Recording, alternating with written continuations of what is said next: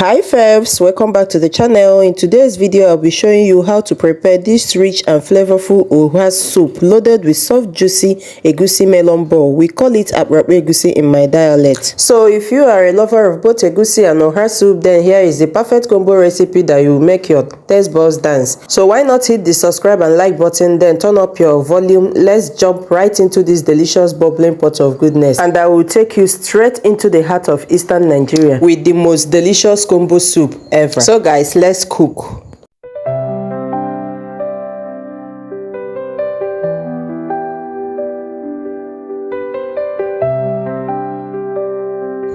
So for this soup, we're going to be needing our grounded egusi and also to make our egusi melon ball, which happens to be the main highlight of today's recipe. And I'm using 3 cups of egusi and half cup of oso. Then here is the beef I am using. Feel free to use any protein of your choice. I will also be using my dry fish to add that umami taste. I will be using my smoked fish also, and I will also be using my stock fish. Stock fish is good when cooking a rich traditional soup or recipe. This is the grounded crayfish I'll be using. I will not be adding everything at once. Stick close, you will see why I said that. And this is my blended pepper.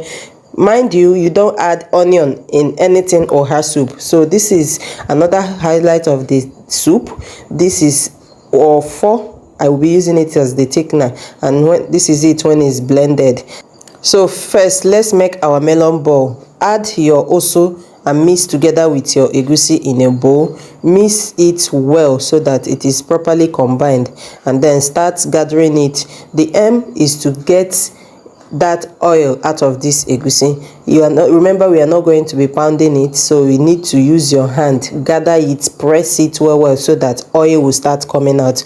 If oil does not come out of your egusi, then just know that you did not get it right, and when you cook it, it's going to scatter. So the thing here is to make sure you press it with hot water and gather it together like you are making a chin-chin dough. Press it well so that oil will start coming out of it. The oil is the secret of getting a juicy egusi ball. So I am gathering it and pressing it, and I'm adding hot water little by little. You don't have to pour.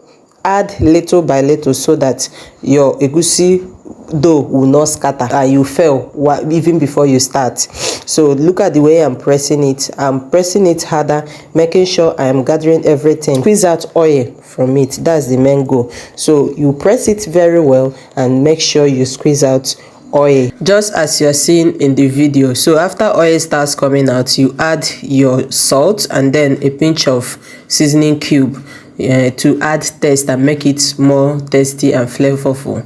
And yes, you can also add blended pepper to this if you can withstand it hot in your hand. So after that, you continue pressing to incorporate and mix these ingredients together with your egusi dough. And if you notice your dough is still hard, then add more water little by little, remember, and then continue pressing till more oil starts coming out. So gone are the days when our mothers will use mortar and pestle to pound their egusi to bring out oil. These days we make things easier. We use our hands to press our egusi ball. So you could see me add extra water to make it more fluffy and soft and juicy. So as you can see, I'm done pressing the egusi, and right here I am molding them into the small balls. You can make your egusi ball more bigger or smaller, or into your desired shape and size. So this is it, ready for cooking. Now for my soup, I will add my meat, my stock fish, my pepper, my Kpomo, that's kanda, and all other hard proteins into the pot, and then add my seasoning cube, salt, and a little water to cook it.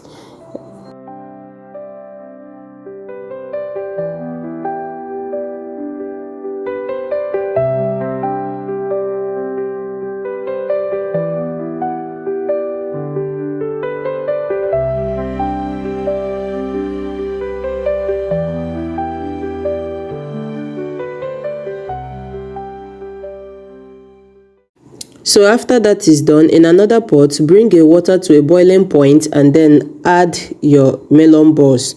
Make sure that the water is hot and boiling. You can't just add your egusi ball into a cold water, it will scatter. Then here I am about to select my oha and my oziza leaves. These two leaves makes this soup so flavorful, especially the uziza. So while picking and selecting your oha, make sure that you don't add the oha stem into it because it makes your soup taste very bitter. So you wouldn't want that to spoil your soup. Also, remember that it's not vegetable soup we are cooking, so you don't have to use your knife and chop it because it will also make the soup bitter. So you also have to select them differently. Do not mix your oha and your uziza leaves together because you'll be adding the uziza first when the time comes to make your soup more flavorful. You get why? So after selecting, I have my uziza on one side of the tray and my oha on the other side of the tray. Don't mix them together, okay? So it's time to check back on our protein, and at this point it is almost done. You don't have to cook it to done. Almost done or half done is best because your soup still has a long way to go. So right here I am adding my red oil, and after that I will stir everything together, then add water to match the size of soup I am cooking, then turn everything together and cover the pot and allow it to cook.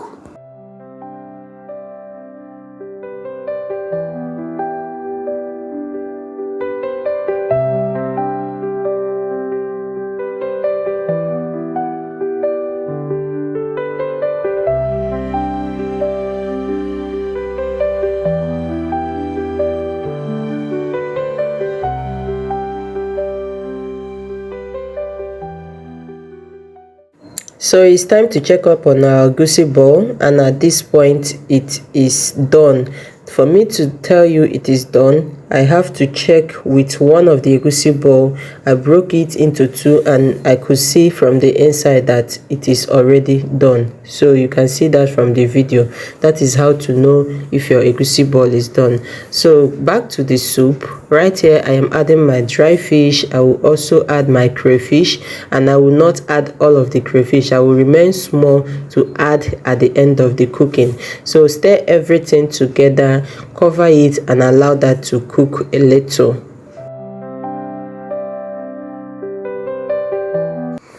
So after boiling for a while, I will open the pot and then add my smoked fish. I added my smoked fish at this point because I don't want it to cook and scatter. It's usually very soft. Then I will stir the pot and cover it and let it cook a little. Then after that, the next thing is to add my thickener. This is my offo, grinded offo. I will add it when the soup is seriously boiling. You can't just add your thickener anyhow. Add when the soup is seriously boiling to help it melt and dissolve. Stir everything together and cover it to cook on a high heat to help it melt and also not to have that rough lumpy texture. Remember that if you want your soup more thicker, you add more thickening, and if you want it light, you reduce your thickening. Some people may like to use cocoyam for their thickening. I like to use ofo. Some will use ache. Whichever one that works for you, use it. Then after you have thickened your soup, you have to add your egusi ball. At this point I added my egusi ball with the water so as to lighten my soup a little.